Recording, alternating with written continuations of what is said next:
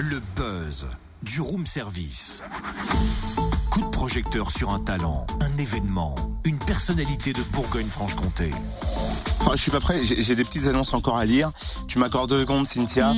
Loft à Annecy avec vue sur le lac. Ouais, non, pas ça. Meublé à Ibiza avec vue sur la mer. Ouais, ça m'intéresse pas non plus. Ah bah tiens, vent de pièces à Beyrouth. Ça par contre, c'est rare et ça pourrait me plaire. Non mais t'es sérieux là? Bah, très. T'aurais pas pété un câble, hein, c'est pas possible. Là. Cynthia, c'est une annonce de Jérémy Ferrari, le brin ténébreux à l'humour noir révélé par l'émission Ne demande qu'à en rire. Là forcément ça pourrait nous plaire aussi alors. Un canon qui tire à boulet rouge sur la guerre, moi je dis que ça saute. Et dès qu'on dit Jérémy Ferrari, forcément t'exploses de joie. Eh ben oui c'est ça. Bah tiens, tu peux peut-être allumer la mèche d'ailleurs, parce que c'est son anniversaire aujourd'hui, sa tournée passe par Dijon demain et Besançon samedi. Et l'année dernière, à la même période, il était déjà à Dijon avec ce spectacle Vent de pièces à Beyrouth. Il était salle Roman et Conti. Cette fois-ci, il a investi le Zénith et il va nous désarmer. Jérémy Ferrari est avec nous au téléphone. Bonjour. Bonjour. On vous appelle en fait pour répondre à votre petite annonce Vent de pièces à Beyrouth. On aimerait savoir qui a fait la déco. C'est l'être humain et sa volonté de destruction.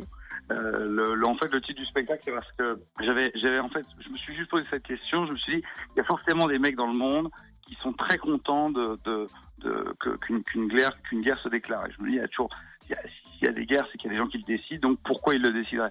Et donc je me suis amusé à chercher, en fait, qui pouvait profiter de la guerre. Et en fait, on s'aperçoit que à chaque fois qu'il y a une guerre quelque part, c'est jamais pour les raisons qu'on nous dit, c'est jamais pour les raisons pour lesquelles on convainc les mecs d'aller se battre, parce que c'est jamais ceux qui décident d'une guerre qui vont sur le terrain. Et on s'aperçoit qu'en fait, c'est toujours lié à des intérêts évidents, politiques, économiques, diplomatiques, etc. Donc je me suis amusé à chercher qui pouvait rendre heureux la guerre. Alors vous êtes amusé à chercher, mais c'est vrai que vous avez fait un vrai travail de fond pendant plusieurs années pour écrire ce one-man show. Oui, en fait déjà la première chose c'est que moi je suis pas un intellectuel, donc c'est important de le dire. Pour la première chose, c'est que le sujet peut paraître très sérieux et du coup les interviews sont souvent très sérieuses parce qu'on évoque un peu les thèmes que je fais dans le spectacle. Mais d'abord, c'est pas du tout un spectacle intellectuel parce que je ne le suis pas moi-même. Donc c'est un spectacle, même si on n'y connaît rien en histoire, en géographie, en politique, on comprend absolument tout ce qui est raconté et surtout on se rend compte qu'on est directement concerné, quel que soit notre âge, notre milieu social, culturel ou quoi que ce soit. Et effectivement, comme je suis pas allé à l'école moi-même, il a fallu que je retourne en cours. Parce que pour traiter de la géopolitique, il faut quand même aller faire de l'histoire, de la géographie, etc.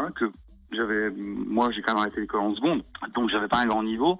Et les quelques années que j'avais fait à l'école avant, j'avais absolument rien écouté. Donc il a fallu que je recommence tout au départ. Et puis ensuite, j'ai fait un travail un peu journalistique, de recherche.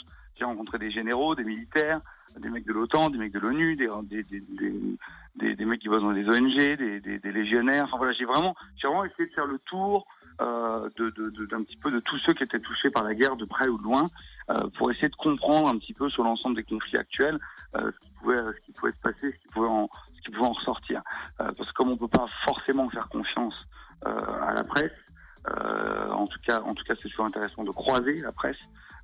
En rencontrant les gens directement, on a des informations qui sont généralement un peu plus vrai. Et c'est vrai que l'humour sur la guerre, ça ne t'effraie pas. T'as eu toujours cet humour cinglant, super tranchant. Ça a toujours été ce que j'ai fait. Alors après c'est vrai qu'on a mis une étiquette sur ce que je faisais en disant humour noir, etc. Moi, c'est pas un truc que je renie, hein, mais c'est parfois un peu réducteur parce que humour noir, en tout cas moi quand on dit humour noir, j'entends quelque chose où le mec va rire gratuitement de choses horribles. C'est quand même très loin de ce que je fais. Après, ça reste quand même effectivement de l'humour noir, de la provocation, etc. Il y a aussi énormément d'absurde. Et après, oui, j'ai toujours fait ça, mais parce que c'est l'humour qu'on pratique au quotidien. Moi, c'est ce que j'ai toujours fait dans la vie, et c'est ce que font les gens. Je veux dire, dans notre quotidien, on se moque, on taquine, on rigole des autres, etc. Je veux dire, c'est ce qu'on fait dans la vie. Ouais, ça c'est clair. Oui. Il a raison. C'est trop vrai. Merci Jérémy Ferrari. Rendez-vous donc au Zénith de Dijon demain à 20h30 pour découvrir son spectacle Vent de pièces à Beyrouth. Et samedi soir à Micropolis Besançon à 20h30. Et puis rendez-vous demain dans le buzz à 6h10 pour la suite de l'interview. Et si vous voulez suivre son actu, www.jeremyferrari.fr.